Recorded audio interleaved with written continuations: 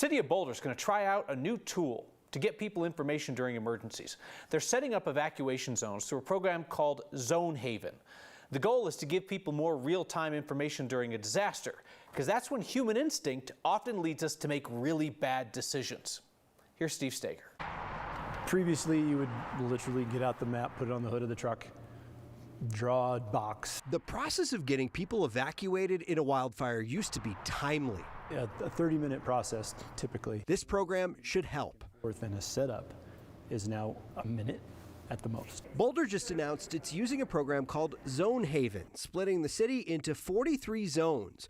People can now log into a website and get info about whether or not they're supposed to evacuate. As soon as we decide that's where we want to send people or that's a message we want to push, it's out there. Zone Haven will work in tandem with other tools the city already uses, like opt-in alerts and those cell phone Amber Alert style messages.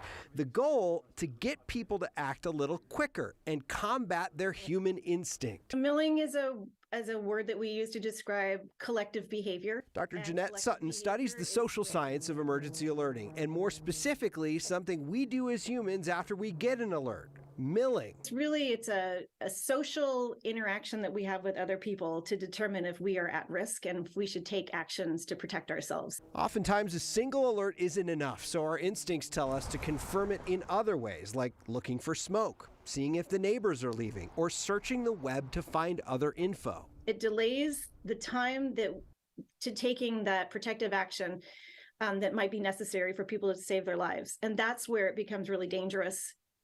If people are looking for information and they can't find it in a really fast manner. Boulder is hoping Zone Haven reduces the risk of milling because it shows you the map and has a spot to link you to official sources like the OEM website. It's an excellent potential tool if it's put into the hands of the emergency managers who then utilize a significant public education campaign in advance. So Boulder's in the midst of doing that, asking you if you live in the city, you should log into ZoneAware and check your zone, get familiar with it. They say the company is planning on an update that would create an app for folks so you can get direct alerts about your zones directly on your phone. But the key to this is really twofold. One, it's to give people information almost immediately, like they can click a button and that website updates. The other side of it is it's a lot faster for them to send out messages now because all of those zones are in their opt-in alerting system. They're in the WIA system, so they can click a button, send an alert a lot faster than they used to be able to in the past.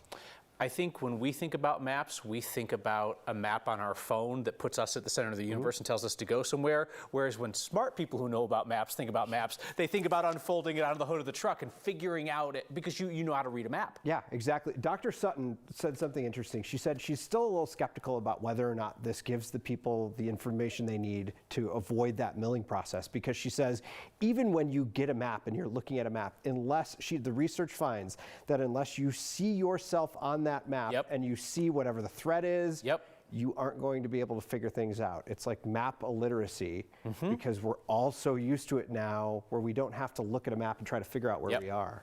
I couldn't find my way out of a Boot Barn parking lot without a map. All right, thank you, Steve.